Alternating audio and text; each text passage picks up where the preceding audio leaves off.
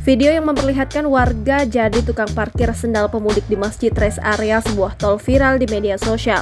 Video tukang parkir sendal pemudik itu viral setelah diunggah akun TikTok @ban94ll pada Senin 17 April 2023. Dalam video itu terlihat perekam video yang baru selesai sholat di Masjid Rest Area. Perekam lalu berjalan keluar mencari sendalnya. Banyak beberapa warga sekitar yang terdiri dari wanita tua duduk di depan masjid. Para wanita tua itu tampak menunggui beberapa sendal para jemaah. Para perekam video lalu menghampiri seorang wanita yang menjadi sendalnya. "Sendal saya mana?" ucap perekam video. Wanita itu lalu menyerahkan sendal dari pria tersebut. Di rest area tol ini nggak cuma Indomaret dan Alfa, sendal juga ada tukang parkirnya, tulis pengunggah. Kemudian dalam video lain, pengunggah mengaku risih dengan adanya hal tersebut.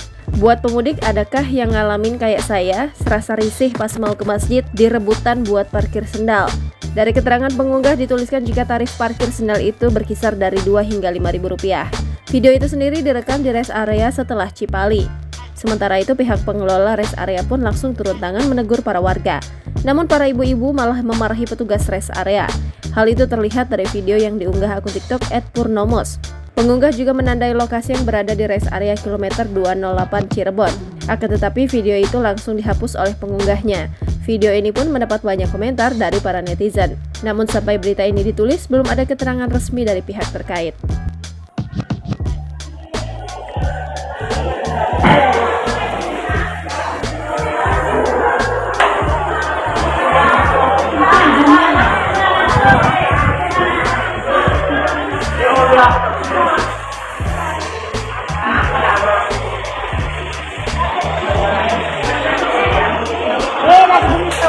Pak, sendal saya mana? Ini teman. Bukan ini. Ini. Ya, bekas.